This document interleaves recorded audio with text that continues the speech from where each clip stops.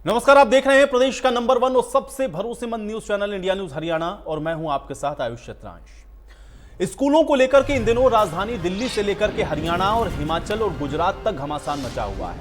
आम आदमी पार्टी हर जगह जाकर के अपने दिल्ली मॉडल की दुहाई दे रही है। अब आम आदमी पार्टी के नेता हरियाणा के स्कूलों का दौरा भी कर रहे हैं। आम आदमी पार्टी ने रोहतक के भाली गांव के एक सरकारी स्कूल का वीडियो जारी करके सवाल उठाए।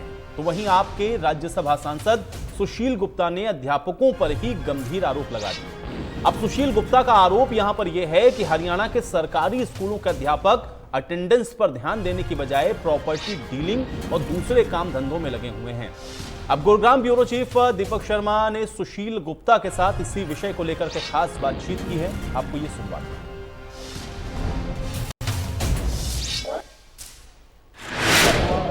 उत्तर प्रदेश, दिल्ली, पंजाब के बाद अब हरियाणा में स्कूलों की स्थिति कैसे हो, इसको लेकर आम आदमी पार्टी ने एक मुहिम शुरू करी है। हमारे साथ में आम आदमी पार्टी के प्रदेश के प्रभारी डॉक्टर सुशील गुप्ता हैं। हरियाणा के स्कूलों का दौरा ये शुरू किया गया। सबसे पहले आपने वहां दौरा करा जहां मुख्यमंत्री ने भी कहा जाता है कमरों का उद्घाटन करके बीजेपी ने हमें इनवाइट किया कि बालीगांव के स्कूल के अंदर आइए और आप देखिए। पहले हमारे ट्विटर हैंडल को ब्लॉक किया, फिर अनब्लॉक करके यहाँ पे हमें इन्वाइट किया उन्होंने कि आप आइए और देखिए। आज कल दिन के अंदर जाके उसकी वीडियो बनी है। आप ये देखिए, बच्चे फर्श के ऊपर बैठे हुए हैं, कोई व्यवस्था नहीं है यहाँ पे, कोई बच्चों के लिए टाट भी नहीं है। ये मुख्यमंत्री जी के बचपन का स्कूल है और इस स्कूल के लिए उन्होंने हमें इनवाइट करके बुलाया। आम आदमी पार्टी के लोग पूरे हरियाणा के अंदर जाएंगे और अलग अलग स्कूलों को उजागर करेंगे ताकि हरियाणा की शिक्षा व्यवस्था सुधर सके। आपने कहा कि आप भी हरियाणा के तमाम जिलों में भी जाएंगे, लेकिन इसको लेकर तो बीजेपी जवाब दे रही है कि इन्होंने वो कमरे दिखाए जो पुराने थे, नए नहीं दिखाए। इस तरीके के क्या हरियाणा में किस तरीके से स्कूल मॉडल? उन्होंने कहा कि क्या शानदार बिल्डिंग है, अपनी आंखों से देखिए, आप आइए। इसी शानदार बिल्डिंग का निमंत्रण दिया गया। अब आप कौन सा शानदार दिखाना चाहते हैं, दोबारा बुला लें, हम दोबारा चले जाएंगे। हम तो हरियाणा के सारे स्कूल देखना चाहते हैं और वो हमारे दिल्ली में आके स्कूल देखें। बच्चों की शिक्षा व्यवस्था, बच्चे पढ़ रहे हैं ना यहाँ पे, कल की तारीख की वीडियो है, बच्चे जमीन पे बैठ के पढ़ रहे हैं। ये व्यवस्था क्या, इसको शानदार व्यवस्था खट्टर साहब बोलते हैं तो फिर भगवान बचाए। एक और आपने बात कही कि स्कूलों में भी अब अटेंडेंस की बजाय प्रॉपर्टी डीलिंग ज्यादा हो रही है। इसको लेकर किस तरीके से सुधार होना चाहिए? कोई डिसिप्लिन नहीं है, अध्यापकों की भारी कमी है और जितने हैं भी वो अलग बिजनेस के अंदर लगे हुए। कोई कंट्रोल हरियाणा सरकार नहीं कर पा रही है। ये बच्चों के भविष्य के साथ खिलवाड़ है।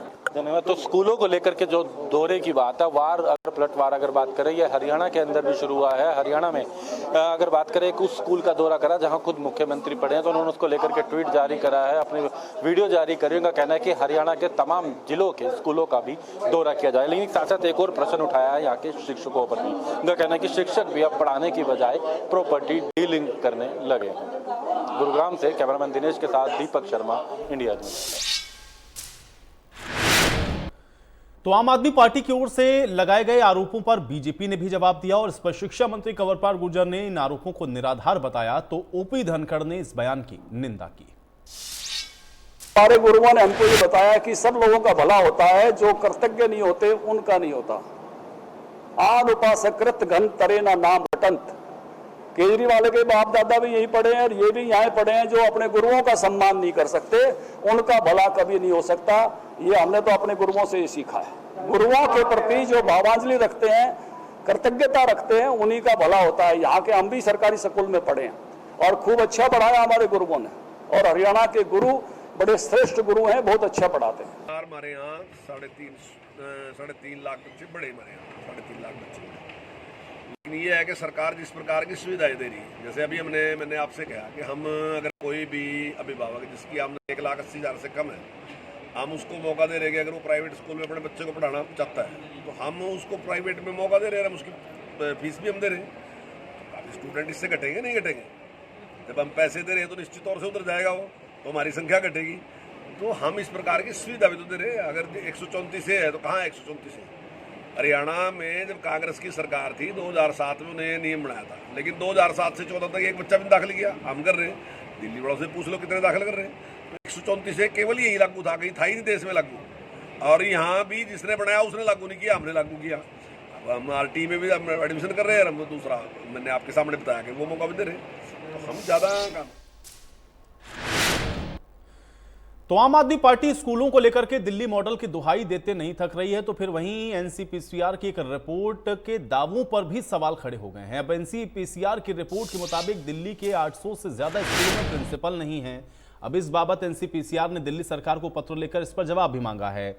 तो 1027 स्कूलों में से सिर्फ 203 ऐसे हैं जहां पर प्रिंसिपल नहीं है। एनसीपीसीआर अब इसको लेकर के दिल्ली सरकार से इस पर रिपोर्ट तलब कर रही है, जवाब मांग रही है और एनसीपीसीआर के पत्र पर दिल्ली सरकार को जवाब देना है। सेवा विभाग शिक्षकों की भर्ती करता है, यह बात दिल्ली सरकार की तरफ से कही गई और सेवा विभाग उपराज्यपाल के अधीन है। दिल्ली सरकार ने फिर इसका जवाब यह भी दिया है। तो 824 स्कूलों में प्रिंसिपल नहीं है। ये वो दिल्ली स्कूल का मॉडल है जिसको अरविंद केजरीवाल लगातार सबके सामने रखते हैं, लेकिन उसके बाद भी अगर आप देखें, अगर ये स्थिति है तो जाहिर बात है कि इसको लेकर के जो राजनीति होना है लाजमी है और वो राजनीति आपको होती हुई दिख रही है। कई स्कूल्स में हेड ऑफ द स्कूल्स या प्रिंसिपल्स परमानेंटली पोस्टेड नहीं है। तो हमने पहले भी ये बात दिल्ली सरकार को कही थी, लेकिन उसका कोई सेटिस्फैक्टरी रिप्लाई नहीं आया। इसलिए हमने कल दोबारा उनको चेताया है कि भाई अगर बिना प्रिंसिपल्स के, बिना हेड ऑफ द स्कूल्स के स्कूल चला रहे हैं तो ये फैक्चुअल पोजीशन इस बारे में आपकी क्या है वो हमको बताइए। सो सर लाइक क्या चीज़ें जो मतलब मेजर काइंड्स ऑफ स्कूल के लिए हमको कुछ बिल्डिंग्स तो ऐसी मिली जिनमें बच्चों को पढ़ाना उनके जीवन के लिए खतरनाक है। कुछ जगह तो ऐसी मिली जहाँ बिल्डिंग थी ही नहीं।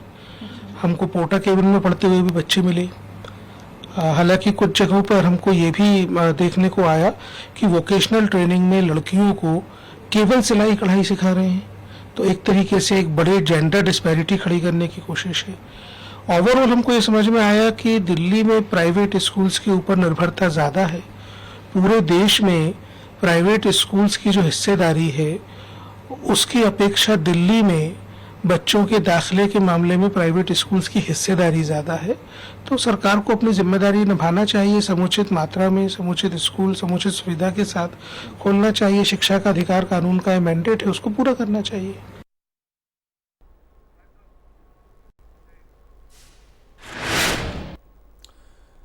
तो एनसीपीसीआर के चेयरमैन प्रियांक कानूनगो को तो आपने सुना, दिल्ली के सरकारी स्कूलों की स्थिति के बारे में भी वो बता रहे थे। तो आम आदमी पार्टी ने इसको झूठ बताया और बीजेपी सांसद मनोज तिवारी को भी घेरा है। तो ये बिल्कुल गलत खबर लग रही है, बिल्कुल गलत बात लग रही है कि 1000 में से 750 में एचओडी नहीं है, हेड ऑफ द डिपार्टमेंट नहीं है, बिल्कुल गलत है। और जहाँ तक आपको डिटेल में चाहिए तो मनीष जी से आप समझ लीजिए। हमारे काम कर रहे हैं, जो काम हमें करना है तो हमारा ही काम कर रहे हैं। लोगों को हमारे स्कूलों की फोटो दिखा रहे हैं, हमारा काम आसान कर रहे हैं कि कंपैरिजन वो खुद ही कर रहे हैं, जनता खुद ही देख लेती है। अच्छी बात है भाई, हम जहाँ जहाँ जा रहे हैं हमको वाइस प्रिंसिपल ही मिल रहे हैं। हम जहाँ जहाँ जा रहे हैं, कल तो हम जिस स्कूल में गए एक दीवार ऐसे ऐसे ठोके तो रेता निकलने लगा, हम लोग को भागना पड़ा वहां से। वहां 1000 से ज्यादा बच्चियां पढ़ रही हैं, बेटियां, और उनके लिए मात्र 4 अस्थायी टॉयलेट ब्लॉक है। पूरा टॉयलेट ब्लॉक किसी समय गिर सकता है। क्या दिल्ली की शिक्षा व्यवस्था ऐसी होनी चाहिए? और अगर हम उसको दिखा रहे हैं तो आप इस तरह से हमारे ऊपर आग बबूला हो रहे हैं। मैं तो आप ही आपने पीसी में कहा ना कि हम आपकी हेल्प कर रहे हैं, इसको हेल्प की तरह लो। परेशान क्यों हो रहे हो सत्येंद्र जैन जी और अरविंद केजरीवाल जी, मनीष जी? एक सांसद होने के नाते अगर हम आपके स्कूल का रियलिटी दिखा रहे हैं तो आप उसके ऊपर इतनी बड़ी बड़ी साजिश करने लगे।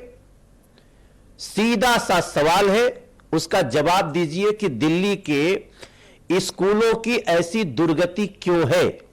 आप कब तक सिर्फ एडवर्टीजमेंट में ये चमकाते रहेंगे और लोगों को बेवकूफ बनाते रहेंगे? तो ये बिल्कुल गलत।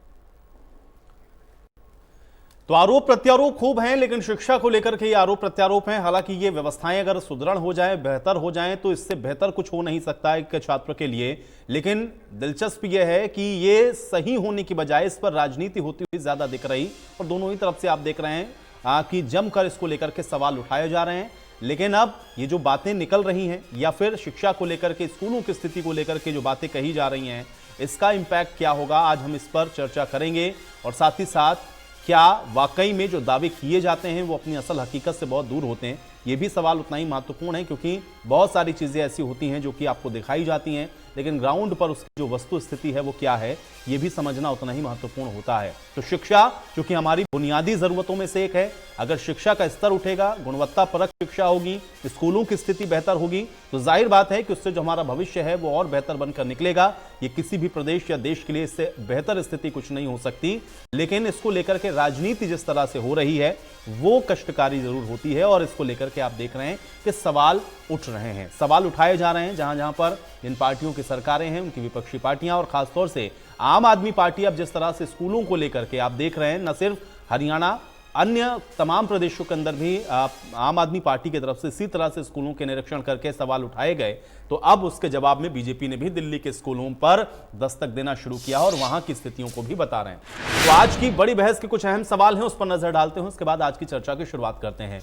आज की बड़ी बहस का पहला और अहम सवाल यही है कि स्कूलों को लेकर के आखिर ये सियासत क्यों गरमाई हुई है। ये सवाल बहुत महत्वपूर्ण है, क्योंकि स्कूल को लेकर सियासत हो रही है। दूसरा सवाल यह है कि वोट बैंक के लिए शिक्षा पर यह घमासान आखिर क्यों मचा हुआ है?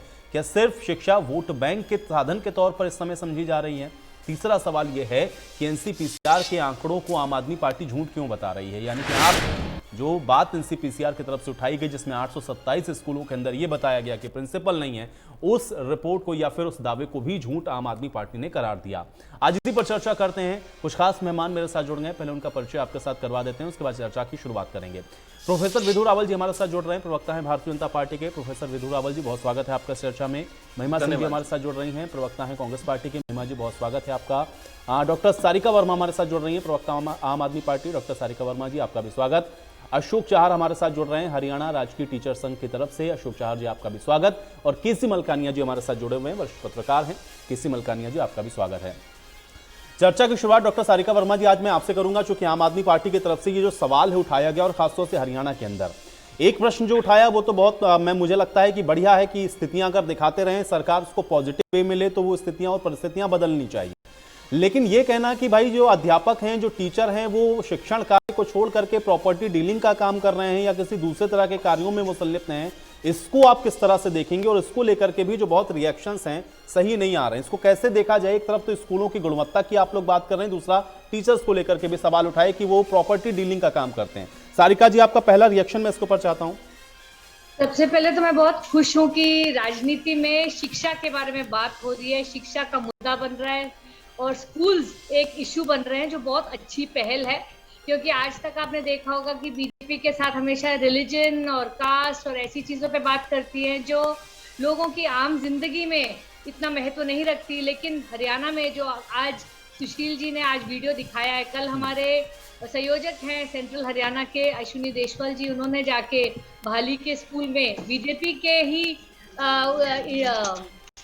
उन्होंने इनवाइट किया था कि आइए हमारे स्कूल देखिए। वहां जाके देखा तो बच्चे जमीन पे बैठ के, टाट भी नहीं थी वहां पर, जमीन पे बैठ के, ना स्कूल का फर्नीचर था, ना वहां पे एक टीचर भी खड़े होके पढ़ा रही थी। तो ये बहुत ही दुर्भाग्य की बात है कि खट्टर साहब जिस स्कूल से ग्रेजुएट करे, उस स्कूल का भी आज तक वहां बच्चे जमीन पर बैठ के पढ़ रहे हैं और वहां की दीवारों से भी प्लास्टर उतर रहा था। तो it is a very good thing कि एटलीस्ट आज ये बात हो रही है कि हरियाणा के स्कूल को इम्प्रूव कैसे किया जाए। और अगर दिल्ली के स्कूल का इंफ्रास्ट्रक्चर अच्छा हुआ है, वहाँ के बच्चों को एक बेटर क्वालिटी ऑफ एजुकेशन मिल रही है, तो that's a very good step. और दूसरी बात ये रही कि हरियाणा में आपको पता है 1000 से ज़्यादा स्कूल, गवर्नमेंट स्कूल पिछले 7 साल में बंद हुए हैं। पहले वो करते हैं कि क्वालिटी पुअर होती है और जिस स्कूल में भी 25 से कम बच्चे होते हैं तो वो स्कूल बंद कर दिए जाते हैं। तो ये हम रिक्वेस्ट करेंगे हरियाणा सरकार से कि आप स्कूलों पे जरा ध्यान दीजिए, because health and education are both a responsibility of the state government. ठीक है, लेकिन ये राजनीति से ऊपर उठकर हो तो ये बहुत बढ़िया है, लेकिन अगर उसके पॉलिटिकल माइलेज लेने की कोशिश होने लग जाए तो मुझे लगता है कि फिर इससे बेहतर, इससे बेकार स्थिति और कुछ नहीं हो सकती। नहीं, बिल्कुल सही बात है, शिक्षा को मेन स्ट्रीम मुद्दा हमेशा होना चाहिए, बहुत अच्छा है, लेकिन उस पर बस राजनीति ना हो। प्रोफेसर विधु रावल जी, जवाब दीजिए। मुझे हंसी आ रही थी, मेरी आम आदमी पार्टी की जो प्रवक्ता साथी यहाँ पर पैनल में हैं, लेकिन मैंने उन्हें डिस्टर्ब नहीं किया। मैं उम्मीद करूंगा इसी तरह की कर्टसी वो मेरे साथ भी एक्सटेंड करेंगी। आदत नहीं है उनकी, लेकिन प्लीज इस बार ऐसा करेंगे। तो उन्होंने बहुत अच्छी बात कही कि बहुत अच्छा लग रहा है कि हमारे डिबेटिंग इश्यूज जो हैं वो चेंज हो रहे हैं। बहुत अच्छी बात है। मुझे पता चला कि दिल्ली के अंदर शिक्षकों को वेतन देने के लिए दिल्ली सरकार, आम आदमी पार्टी की दिल्ली सरकार के पास पैसे नहीं है, नए शिक्षकों को रिक्रूट नहीं कर रहे हैं। जो गेस्ट टीचर्स हैं वो तो आम आदमी पार्टी के संस्थापक और दिल्ली के जो मुख्यमंत्री जी हैं केजरीवाल जी, उनके घर के बाहर धरना दे रहे हैं, उनके ऊपर पानी की बौछारें मारी जा रही हैं। लेकिन रिलीजियस इश्यूज से जिनका ध्यान हटाना चाहती हैं डॉक्टर सारिका वर्मा जी, उनकी पार्टी दिल्ली के अंदर 8,000 मौलवियों को जरूर 18,000 प्रति महीना दे रही है। यानी शिक्षकों के लिए पैसा नहीं है, लेकिन 8,000 मौलवियों को 18,000 प्रति माह तनख्वाह देने के लिए पैसा है। यह इनकी प्राथमिकता है। दूसरी बहुत अच्छी बात कही कि इन्होंने कहा स्कूल्स वगैरह बना दिए हमने, तो मैं बार बार इनसे पूछता हूं, जिसका आज तक इन्होंने जवाब दिया नहीं, मैं इनसे बार बार पूछता हूं कि आपने दिल्ली में कौन सा एक स्कूल बनाया, उसका एड्रेस तो बता दो। कौन सा एक नया कॉलेज बनाया, उसका एड्रेस तो बता दो। एक भी कॉलेज नहीं बनाया। यह जरूर हो सकता है कि पृथ्वी के समानांतर किसी और ग्रह पर, इस ब्रह्मांड के बहुत सारे ग्रह हैं, किसी और ग्रह पर, किसी और दिल्ली नाम की जगह पर, किसी और केजरीवाल नाम के व्यक्ति ने क्या वहां पर कोई स्कूल बना दिया हो। लेकिन मेरा मानना है कि जिस पृथ्वी की सारिका वर्मा जी और विधु रावल महवासी हैं, क्या हम पृथ्वीवासियों को उस ब्रह्मांड के स्कूल का फायदा मिल सकता है? इन्होंने स्कूल तो नहीं खोले, लेकिन खोले क्या? शराब के ठेके। 850 शराब के ठेके खोल दिए और एक नया मॉडल पूरे हिंदुस्तान में प्रस्तुत किया कि घर घर में शराब कैसे पहुंच सकती है, शराब की डिलीवरी घर घर में कैसे हो सकती है, नवरात्रों में 25% डिस्काउंट पर शराब मिल सकती है। और जो टेट्रा पैक है शराब के, यानी अगर किसी के पास पैसा थोड़ा कम है, शराब पीना चाहते हैं, तो टेट्रा पैक भी इन्होंने बना दिए। इस प्रकार की मक्कारी भरी बातें करने वाले लोग यहां पर अलग अलग बातें करते हैं, जबकि एक बार दिल्ली की जिसकी बड़ी बड़ी बातें करते हैं लोग, शिक्षा मॉडल की बात करते हैं। देखिए, आपने कहा कि वहां पर इंफ्रास्ट्रक्चर सही नहीं है, ये कह रहे हैं यहाँ पे इंफ्रास्ट्रक्चर सही नहीं है। अगर वो किसी स्कूल का वीडियो दिखा रहे हैं जहां पर आप लोग उनको चुनौती दे रहे थे कि आइए साहब देखिए, और वहां का वीडियो अगर वो दिखा रहे हैं तो भाई उसको तो एक्सेप्ट करिए ना कि वहां व्यवस्था नहीं है, ये बड़ा महत्वपूर्ण है। बच्चे नीचे क्यों बैठे हुए हैं? हाँ, ये बड़ा महत्वपूर्ण है। मुझे लगता है कि आम आदमी पार्टी की प्रवक्ता ने आधी न्यूज पढ़ी, पूरी न्यूज नहीं पढ़ी। आधी न्यूज ये थी, इनके झूठ की न्यूज, जो सुशील गुप्ता जी ने जो फेज आउट की हुई बिल्डिंग थी उसकी फोटो ले ली, लेकिन मक्कारी क्या, उसके ठीक बगल में state of the art infrastructure के साथ 3 मंजिला नई इमारत जिसकी वहां बनी है, उसको छोड़ दिया, जानबूझकर निगलेक्ट कर दिया। अब जब कोई बिल्डिंग बनती है तो बिल्डिंग पुरानी भी होती है, पुरानी बिल्डिंग खंडर भी होती है। के साथ विधु रावल जी वो तो पूरा वीडियो दिखा रहे हैं कि बच्चे बैठे हुए नीचे पढ़ रहे हैं। भाई वो वीडियो चल रहा है, उसमें तो बच्चे हैं ना वहां पर, और तो कल का ही वीडियो है, कह रहे हैं मैं गया वीडियो बनाया, आप बताइए आज आप बुलाएंगे, कल बुलाएंगे, वो फिर चले जाएंगे वीडियो बनाएंगे। अच्छी बिल्डिंग बनाई वो ठीक है, लेकिन जहां बच्चे नीचे बैठे हैं वो क्यों बैठे हुए हैं? क्योंकि वहां बैठे हैं, तभी तो वहां पर एक बड़ी नई बिल्डिंग बनाई, और उसके फोटोज और वीडियो सबने, सारी मीडिया ने देखे। वो बिल्डिंग का क्या फिर हो रहा है? वो अगर बिल्डिंग आपने बनाई तो बच्चे वहां क्यों नहीं पढ़ रहे हैं? वहां बच्चे 1 या 2 दिन के अंदर वहां बच्चे शिफ्ट होने हैं। वहां वो बिल्डिंग वहां पर बनाकर तैयार खड़ी कर दी। इन्होंने कौन सा एक नया स्कूल बनाया? नहीं बनाया। लेकिन हमारे नए स्कूल जो बना है उसके बराबर की एक टूटी हुई बिल्डिंग जिसको हमने फेज आउट कर दिया। देखिए, जब बिल्डिंग बनेगी, आप समझिए इस बात को आयुष जी, जब कोई पुरानी बिल्डिंग होगी वो बिल्डिंग खंडर भी बनेगी, उसकी जगह नई बिल्डिंग बनेगी। अच्छा है, बनाया, बहुत बढ़िया बात है, लेकिन कम से कम फिर ऐसे विषय पर चैलेंज तो मत करते ना। कहते कि ठीक है 4 दिन बाद आ जाइए, आइएगा 1 हफ्ते बाद आइएगा, जब बच्चे को हम वहां पर शिफ्ट कर देंगे। अब आप चैलेंज भी करेंगे, वो आकर के वीडियो भी बनाएंगे, फिर कहेंगे देखिए अभी समय लग रहा है। विधु रावल नहीं, ऐसी बात नहीं है। दूसरी बात यह है कि आप समझिए इस विषय को, हमने चैलेंज किया क्योंकि हमने बिल्डिंग वहां पर बनाई है। वो बिल्डिंग किसके लिए बनाई है? वो बिल्डिंग सारिका जी के लिए ताश खेलने के लिए थोड़ी बनाई है, वो बच्चों के पढ़ने के लिए बनाई है। लेकिन यही तो दिल्ली की आम आदमी पार्टी का, और यूं कहूं एज अ होल, ठीक है, नहीं ये बहुत बढ़िया, एक दूसरे की कमियों को उजागर करिए, लेकिन उसको पॉजिटिव वे में लेते रहिए, क्योंकि मनोज तिवारी जी भी कह रहे थे कि आप पॉजिटिव लीजिए और आप भी पॉजिटिव लीजिए। आप नहीं, आप फिर नहीं समझ रहे हैं। मुझे आपको समझाने में ज्यादा इंटरेस्ट है, मुझे आम आदमी पार्टी वाले से कोई उम्मीद नहीं है, आप समझ सकते हैं। अरे भाई, वहां पर एक नई बिल्डिंग बनाई है, वो बिल्डिंग किसके लिए बनाई है? बच्चों के लिए बनाई है। ठीक बात है, अच्छी बात है, बनाई आपने, इसलिए तो मैं कह रहा हूं ना कि अगर उन्होंने दिखाया बच्चे पढ़ रहे थे तो बहुत अच्छी बात है। चलिए ठीक है, मैं ये मान लूंगा कि 2 दिन बाद बच्चे वहां शिफ्ट शिफ्ट कर देंगे और नहीं, पूरे नहीं, प्रदेश नहीं, के अंदर हाँ, बनाइए तो इस तरह फिर- की नई बिल्डिंग। तो ये क्यों नहीं बताया? आधा सच क्यों बताया? ठीक है, अब ये आपका आधा आरोप है, सच उसका क्यों जवाब बताया? दे देंगे सारिका जी। महिमा जी का मैं रुख करता हूं। महिमा जी, ये जो हो रहा है खासतौर से भी स्कूल दिखाना, कहीं दिल्ली के स्कूल दिखाना, कहीं हरियाणा के स्कूल दिखाना, कैसे इसको आप देख रहे हैं? और इस पर लेकर के जो राजनीति आम लोग हैं कि जो वक्तव्य हैं आ रहे हैं आम आदमी पार्टी की तरफ से या फिर भारतीय जनता पार्टी जो बात कह रही है दिल्ली को लेकर, कैसे देखती हैं इसको महिमा जी? मैं वैसे ही देखती हूँ आयुष जी इसको, जैसे कि अभी जो भाजपा के प्रतिनिधि ने यहाँ पर जो टिप्पणी पैनल पर बैठी एक साथी महिला प्रवक्ता के बारे में की है कि सारिका जी के वहां ताश खेलने के लिए नहीं बनाई। बिल्कुल ये इनकी संस्कृति है ओछी राजनीति करने की। किसी को भी पैनल पर आकर दूसरे के विषय में मुझे लगता है व्यक्तिगत बात कहने का अधिकार नहीं है, नहीं कहनी चाहिए। और ये जो राजनीति हो रही है एक दूसरे के स्कूल दिखाने की जाकर के, मुझे ऐसा लगता है कि वो दोनों ही जो हैं दोनों अपनी अपनी कमियां बखूबी जानते हैं और इसीलिए दूसरे को नीचा, देखिए कुछ लोगों की आदत होती है दूसरे की लकीर को मिटा करके अपनी लकीर को लंबा करना, और कुछ लोगों की आदत होती है कि अपनी लकीर को लंबा खींचे, दूसरे की लकीर अपने आप छोटी हो जाएगी। लेकिन यहाँ पर बहुत कथा कहानियां जो भाजपा के प्रवक्ता ने अभी सुनाई हैं और जो मुझे जिस बात की गारंटी है कि हमारे दर्शक ये जो पब्लिक है ये सब जानती है, इसको ये इन सब ये गपबाजी से कुछ लेना नहीं है। सीधी सी बात ये है आयुष जी कि हमने कुछ दिन पहले देखा था किस तरह विकास शुल्क की घोषणा वापस हुई थी और अभी हमने देखा कि 134A को लेकर के जो घोषणा सरकार ने की वो किस तरह से उनको उल्टे पांव उसी रास्ते पर जाना पड़ा। और यदि आपको याद हो यहीं पर चर्चाओं पर बैठकर हमने ये बात की थी कि ये जो गैर नीतिगत फैसला, नीति के अभाव में जो फैसला भाजपा ने लिया है, जैसा कि उनकी आदत ही है, क्योंकि नीतियां बनाने के लिए आपको विमर्श करना पड़ता है, संवाद करना पड़ता है, तब जाकर के नीतियां बनती हैं समूह विशेष के साथ। मैंने पिछली चर्चा में भी आपके चैनल पर बैठकर यही बात कही थी, जिससे बाकी लोगों ने, आपको याद होगा अभिभावक संघ के कोई व्यक्ति आए हुए थे और प्राइवेट स्कूल से भी आए हुए थे, उन्होंने इस बात से बिल्कुल अग्री किया था, सहमत थे कि समूह विशेष से चर्चा करके इस पर आगे बढ़ा जाना चाहिए।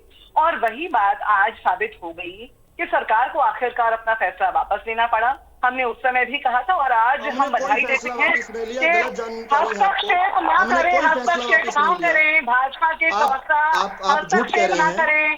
थोड़ी देर पहले दूसरी हस्तक्षेप नहीं करो, मैं करेक्ट कर रहा हूँ। हमने कोई फैसला वापस नहीं लिया, हमने कोई फैसला वापस नहीं लिया। हस्तक्षेप बिल्कुल ना करें। नहीं, आप गलत कहेंगे तो मुझे रोकना पड़ेगा। टीवी चैनल गलत जानकारी देने का नहीं किया जा सकता। कुछ रोकिए आपको, आप इतना गलत बोले मैं कुछ रोकी। ठीक है, एक सेकंड विजय रावल जी, अपने समय में आपने इसे करेक्ट कर दीजिएगा। हमें रोकने वाले भाजपा के प्रतिनिधि कोई नहीं होते। 134A पर कोई फैसला वापस नहीं लिया है, मैं करेक्ट कर रहा हूँ, इनको गलत जानकारी है, ये गलत कंफ्यूजन पैदा कर रहे हैं, हमने कोई वापस नहीं लिया। बाकी चीजें अपनी जगह पर खड़े हैं, कंफ्यूजन मत पैदा कीजिए। ठीक है, महिमा जी को कंप्लीट कर देखिए ठीक है विजय रावल जी, आपने बता दिया, वो बात आ गई, आपने कह दिया भाई 134A पर आपने कोई फैसला वापस नहीं लिया, बस इतनी सी बात हो गई। महिमा जी को आगे बढ़ने दीजिए। ठीक है, एक सेकंड महिमा जी। आयुष जी बहुत धन्यवाद करती हूँ आपका। और मैं समझती हूँ कि ये जो राइट है ये हस्तक्षेप करने का, ये संचालक के पास ही रिजर्व रहना चाहिए। और जो लोग नहीं, मैं सबको पूरा समय देता हूँ, मैं किसी को भी हस्तक्षेप नहीं करता। बिल्कुल बिल्कुल बिल्कुल बिल्कुल आप नहीं करते। और जो लोग दूसरों से कर्टसी की उम्मीद करते हैं, ये उनकी संस्कृति को साफ साफ दिखाता है कि चितवी मेरी पटवी मेरी, हमारी गाड़ी की हस्तक्षेप न करें, फिर बीच में ना बोले, खामोश रहे, क्योंकि उनकी उन जरूर बातों को मैं चुप रहकर सुनूंगी नहीं। वो शेर होंगे तो मैं सवा से रोकर जवाब दूंगी, भाजपा के प्रतिनिधि जान लें। मेरे को आदमी रहने दीजिए, आप शेर बनिए, महिलाओं के ताश खेलने की बात करने वाले, महिलाओं की ताश खेलने वाले आदमी को समझ होनी चाहिए। महिलाओं के ताश खेलने की बात करने वाले आदमी को इस बात की समझ होनी चाहिए कि किस प्रकार का शिष्टाचार पैनल के ऊपर बरता जाता है। बहरहाल आयुष जी, मैं इस बात को दोहरा दूं कि फैसला वापस लेना पड़ा भाजपा को 134A के ऊपर अपनी घोषणा करनी पड़ी, वापस लेना पड़ा, वापस लेना पड़ा 134A पर दोबारा घोषणा करनी पड़ी।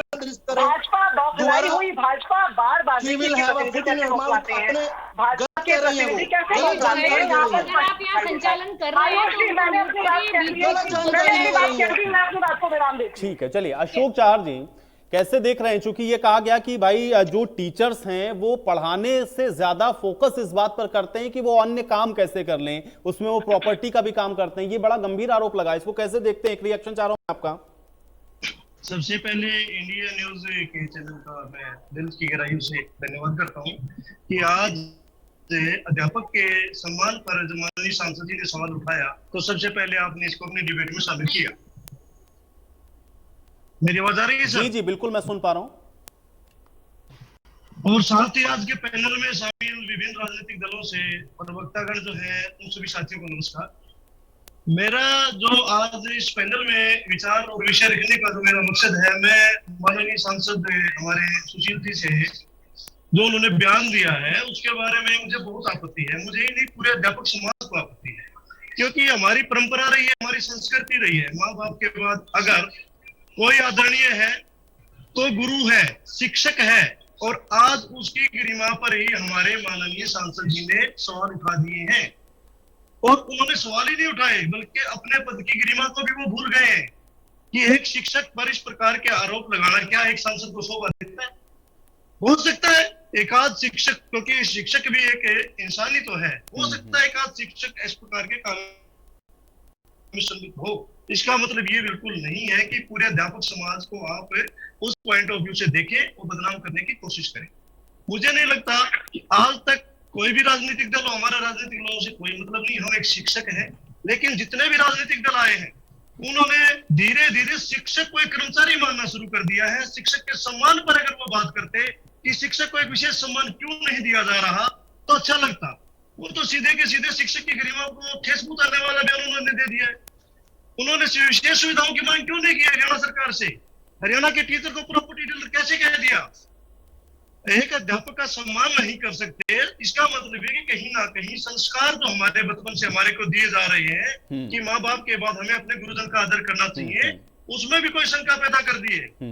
आज हरियाणा प्रदेश के टीचर बड़े मन लगा के काम कर रहे हैं, और आप पिछले साल के आंकड़े देखिए, उससे पीछे के देखिए कि हमारे सरकारी स्कूलों से IIT और नीट की परीक्षा बच्चे उत्तीर्ण करके जा रहे हैं सरकारी स्कूलों से। और सुविधाओं की बात, व्यवस्था की बात पर अगर सरकार पर कोई सवाल उठाना 4 बार उठाइए, हमें कोई आपत्ति नहीं है, वो इनका राजनीतिक मसला है। लेकिन एक शिक्षक की गरिमा के साथ इस प्रकार से बयानबाजी करके खिलवाड़ नहीं चार जी भाई, शिक्षक की गरिमा के साथ तो खैर कोई खिलवाड़ नहीं कर सकता। हम सब यहाँ बैठे हैं तो शिक्षक की वजह से हैं, इसलिए ये सवाल उठा, इसलिए हम लोगों ने उठाया। हमारे केजरीवाल जी मुख्यमंत्री हैं दिल्ली के। नहीं, बिल्कुल सही बात है, बिल्कुल सही बात है, बिल्कुल सही बात है। आपने जो सवाल उठाया उसके लिए हमारे साथ यहाँ पे पैनलिस्ट है, मैं उनसे इसका जवाब जरूर लूंगा।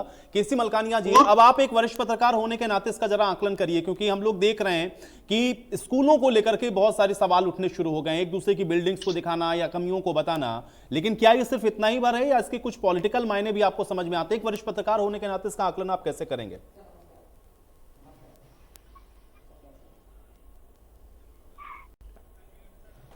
मलकानिया जी, एक बार अपना ऑडियो अनम्यूट कर लें, मुझे लग रहा म्यूट है शायद आपकी ऑडियो।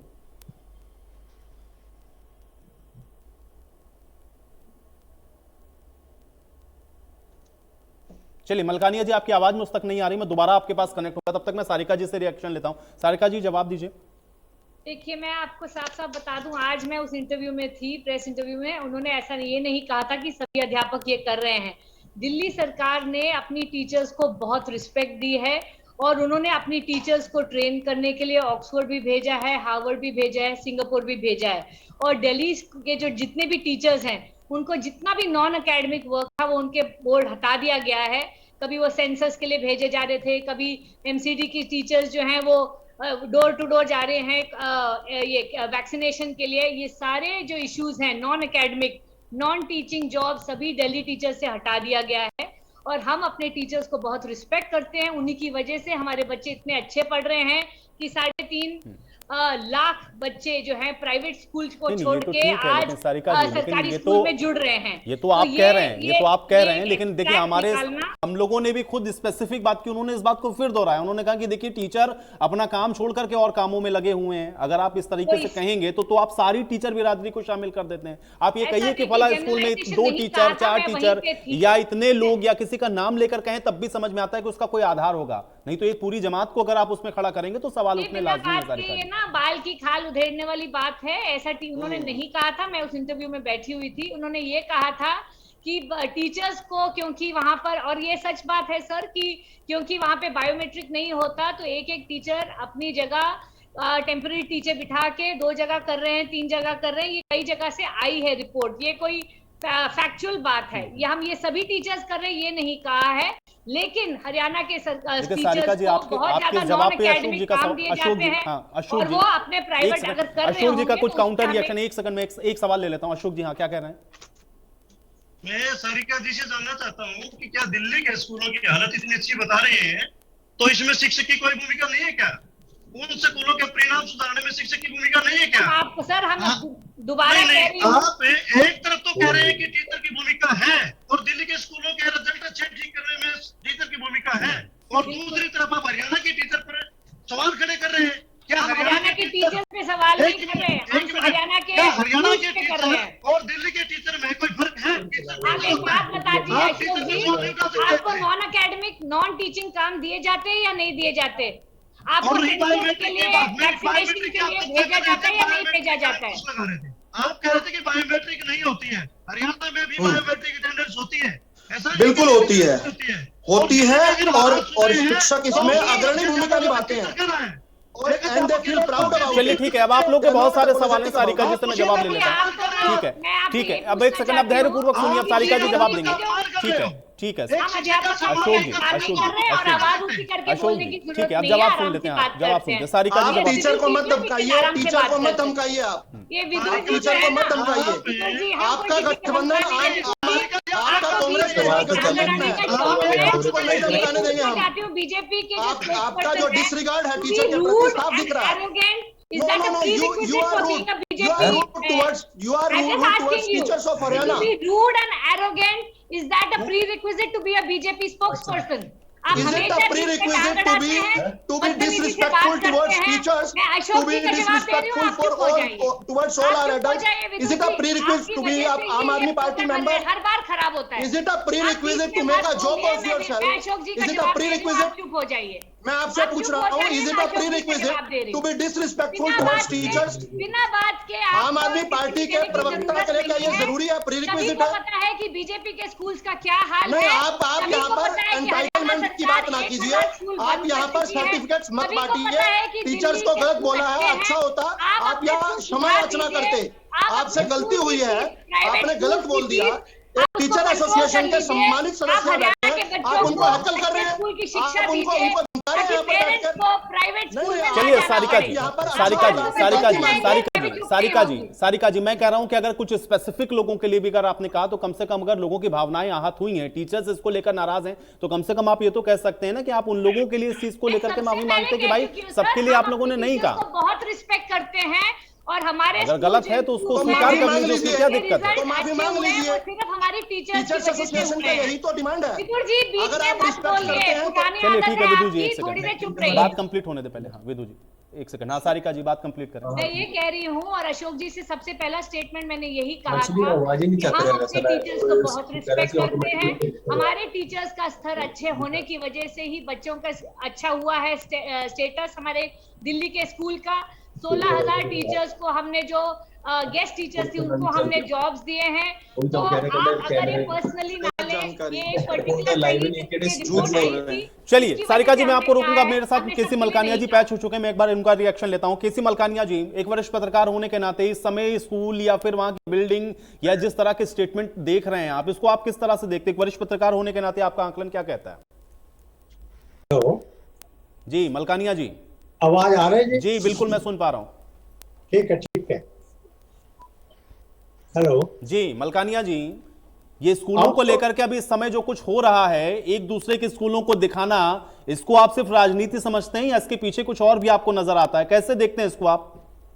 इस समय जो कुछ हो रहा है वो तो बिल्कुल राजनीति है। अदरवाइज अगर आपके स्कूल स्टैंडर्ड के हैं, आप बच्चों को अच्छी शिक्षा देते हैं और कोई जो राजनीतिक पार्टी या टीचर या कोई स्कूल को देखने जाता है और वहां से कुछ सीखने के लिए जाता है कि इस स्कूल में किस तरह की शिक्षा दे रही है, अगर सीखने के लिए जाता है ठीक है, अगर सुधार के लिए जाता है तो ठीक है। परंतु अगर केवल आप क्रिटिसिज्म के लिए जा रहे हैं, राजनीति के लिए जा रहे हैं और वहां जाकर आप उसके नुक्स को सुधारने की बजाय लोगों को बताते हैं कि स्कूल में बैठने के लिए बेंच नहीं है, यहाँ टीचर अच्छे नहीं है, या इतने स्कूलों में वाइस प्रिंसिपल नहीं है, प्रिंसिपल नहीं है, स्टाफ पूरा नहीं है और या दूसरा ये इल्जाम लगाया जाता है कि ये जो टीचर हैं वो साइड बाय साइड कोई ना कोई धंधा करते हैं।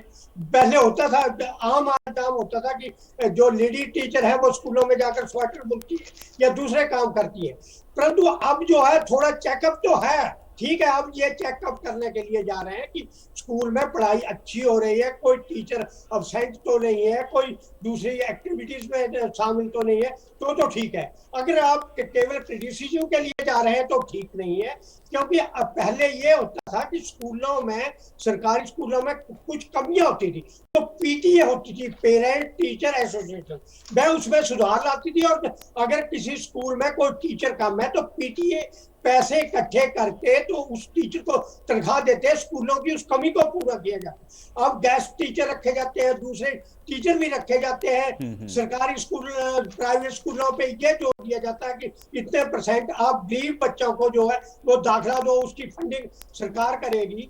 ये भी अच्छी बात है, परंतु सरकारी स्कूलों को हमें अच्छा स्टैंडर्ड देना चाहिए, उनको अच्छी सुविधाएं देना चाहिए। उसमें जो सुविधा चाहिए बैठने के लिए, टीचरों के लिए, और जो फर्नीचर चाहिए वो उपलब्ध होना चाहिए। तो ये चीजें उपलब्ध होती हैं। और अगर कोई सांसद जाता है, एमएलए जाता है और देखता है स्कूलों में कोई कमी अपने फंड से कुछ देता है तो बढ़िया है, परंतु अगर आप केवल क्रिटिसिज्म के लिए स्कूलों में जाते हैं और वहां कहते हैं ये यहाँ टीचर नहीं है, बिल्डिंग में से मिट्टी गिर रही है, कोई शौचालय की व्यवस्था नहीं, अगर उसका क्रिटिसिज्म करते हैं, उसमें सुधार नहीं करते और कुछ नहीं देते, तो ये प्योर राजनीति है। अगर आप राजनीति के लिए जाते हैं तो ये अच्छा नहीं है। अगर आपके स्कूल अच्छे हैं, ये बड़ी बात कही केसी मलकानिया। जब इस पर मैं एक रिएक्शन लेता हूँ, विधु रावल जी जवाब दें। जी मुझे बड़ा हर्ष है कि इस पैनल पर बैठे दोनों नॉन पॉलिटिकल जो लोग हैं, दोनों ने सगी बहनें, जो आम आदमी पार्टी और कांग्रेस पार्टी सगी बहनें हैं, एक अपनी वोट दूसरी जगह शिफ्ट करवाकर सरकारों में आता है, इनका एक मॉडल है। इन दोनों के खिलाफ जो दोनों पैनलिस्ट ने बोला, और दरअसल इन्होंने पॉलिटिक्स जो हो रही है इस पर, उस पर चोट की है। देखिए, हरियाणा की एक परंपरा है, भारत की एक परंपरा है, गुरुर्देवो गुरुर विष्णु गुरुर ब्रह्मा महेश्वरया, गुरु साक्षात पर ब्रह्मा तस्मै श्री गुरुवाय नमः वाली। यानी गुरु और भगवान दोनों जब सामने खड़े हैं तो पैर किसके लेने हैं, किसके पांव छूने हैं? गुरु के पांव छूने हैं। मुझे बड़ा खेद है कि हरियाणा के अंदर पल्ले बढ़े, जिनके पिताजी भी हरियाणा के अंदर यहाँ शिक्षा ग्रहण की थी, ऐसे अरविंद केजरीवाल, जिनके बाप दादाओं ने भी हरियाणा के शिक्षकों से शिक्षा ग्रहण की थी, आज इतने कृतघ्न हो गए, आज 4 वोट पाने के लिए, 4 तालियां बजवाने के लिए इतने निचले स्तर तक चले गए कि यहां पर आकर उन्होंने शिक्षकों का अपमान किया। देखिए, यह सामान्य जन बिल्कुल बर्दाश्त नहीं कर सकता। हरियाणा का, हरियाणा के अंदर शिक्षकों का स्थान सर्वोच्च है। हम सब ये मानते हैं कि हम दिल्ली के स्कूलों की हकीकत अगर आप दिखाएं तो आप ये कहेंगे कि नहीं, देखिए हम बता रहे हैं कि काम नहीं कर रही है। हरियाणा के स्कूल की हकीकत दिखाना शुरू करें तो आप कहेंगे राजनीति है। एक मिनट। हकीकत क्या होती है? आपके बगल में आपका टीवी स्टूडियो है इंडिया न्यूज हरियाणा का, इसके बगल के अंदर कहीं कोई कचरा पड़ा हुआ है या कोई पुराना प्लाट पड़ा हुआ है या कोई खंडर है, उसकी फोटो खींच लेना और ये आपका जो शानदार स्टूडियो है इसको बिल्कुल इग्नोर कर देना, ये हकीकत। अच्छा, आप अगर ये मानते हैं तो गुड लक टू यू। आप आधी सच्चाई क्यों बता रहे हैं? आप बताइए कि यह बहुत जर्जर हालत थी, इसको देखते हुए एक नया स्कूल बनाया जा रहा है और वो ये स्कूल है। लेकिन आम आदमी पार्टी की जो प्रवक्ता हैं, उनको ये तो बताया नहीं उन्होंने कि वो जो दिल्ली के स्कूल कर रही हैं, उन दिल्ली के स्कूलों में 700 स्कूलों में 1000 में से 700 स्कूलों में मैथ्स और साइंस पढ़ाई नहीं जाती। डॉक्टर और इंजीनियर कहां से बनेंगे? 800 स्कूलों में प्रिंसिपल नहीं है। ऐसा डाटा खुद दिल्ली की केजरीवाल सरकार ने एनटीपीसीआर को अगस्त 2021 में दिया। 1000 में से 800 स्कूलों में प्रिंसिपल नहीं है। यह कौन सा मॉडल है?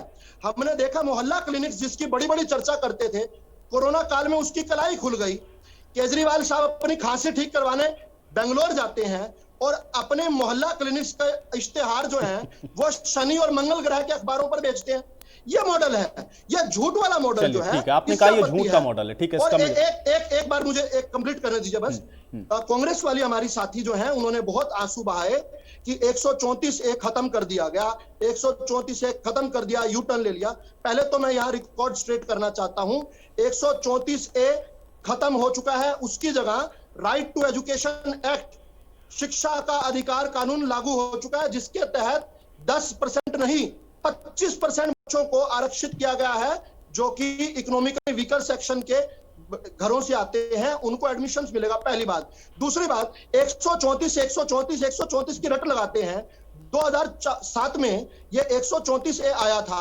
कांग्रेस की सरकार ने एक बच्चे को एडमिशन अगर किया हो 137 में, तो उस नहीं, बच्चे ये का सवाल नाम तो आप बता लोग दो। कई बार उठा हमने आकर एडमिशन किया। नहीं कहा तो, लेकिन आज मुझे फिर रिकॉर्ड स्टेट करना पड़ेगा। घड़ियाली आंसू बहाने तो बनने के ना। ठीक है। पहले बच्चे को एडमिशन भाजपा की सरकार ने दिया। ये किस प्रकार का मोरल हाई ग्राउंड बनाते हैं? किस प्रकार, अगर 134A की कभी बहस आए तो कांग्रेस वालों को बचना चाहिए। इतने कुकर्म कर रखे हैं इन लोगों ने, अभिभावकों को इतने कोर्टों के चक्कर खिलवाए 2010 से लेकर 2013 तक कि 28 बार को माननीय कोर्ट ने। ठीक है, चलिए 134A पर हम लोग फिर चर्चा कर लेंगे, लेकिन आज थोड़ा सा आज के विषय पर महिमा मेरे पर दो लोगों ने मेरे पर आरोप किया, मुझे उत्तर देने ठीक है। नहीं विदु रावल जी, अब आपने जवाब तो दे दिया ना, आपने दोनों लोगों की बात का जवाब दे दिया ना।